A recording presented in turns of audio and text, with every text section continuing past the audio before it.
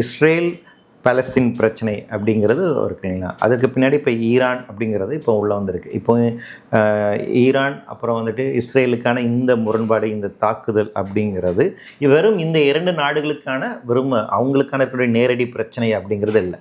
இதற்கு பின்னாடி இருக்கிறது முழுக்க முழுக்க அமெரிக்கா தான். இன்னும் சொல்லப்போனால் அந்த மிசைல் தாக்குதல் நடந்த போது கிட்டத்தட்ட 180 மிசைல்கள் அனுப்பப்பட்டிருக்கலான்னு சொல்கிறாங்க. அதில் வந்துட்டு சில மிசைல்ஸ் மட்டும்தான் கரெக்டாக கிரவுண்டில் போய் இருந்துட்டு துல்லியமாக தாக்குதல் நடத்திருக்கு. மீதி எல்லாமே அவங்க வந்து வான்வெளியில் வருகின்ற போது இன்டர்செப்ட் பண்ணப்படி அந்த டூம்னால் வந்து இன்டர்செப்ட் பண்ணப்பட்டு அதெல்லாம் வெடித்து வீழ்த்தப்பட்டிருக்கு. அப்படி முன்னணியில் இருந்து அந்த மிசைலை எல்லாம் வீழ்த்தியதில் பெரும் பங்கு அப்படிங்கிறது அமெரிக்காவுக்கு தான் இருக்குது. ஸோ அமெரிக்கா பின்னாடி இருந்து நடத்தக்கூடிய ஒரு யுத்தம் அப்படிங்கிறது இஸ்ரேலுக்கு பாதுகாப்பாக இருப்பது அமெரிக்கா அப்படிங்கிறத நம்ம வந்து புரிந்து கொள்ள வேண்டும். அப்போ இந்த அரசியல் இந்த பின்னணியிலிருந்து பார்க்கும்போது இது 3ஆம் உலகப் போருக்கு நகருமா அப்படிங்கிற ஒரு கேள்வி இருக்குங்களா, அந்த பின்னாடி தான் இருக்குது.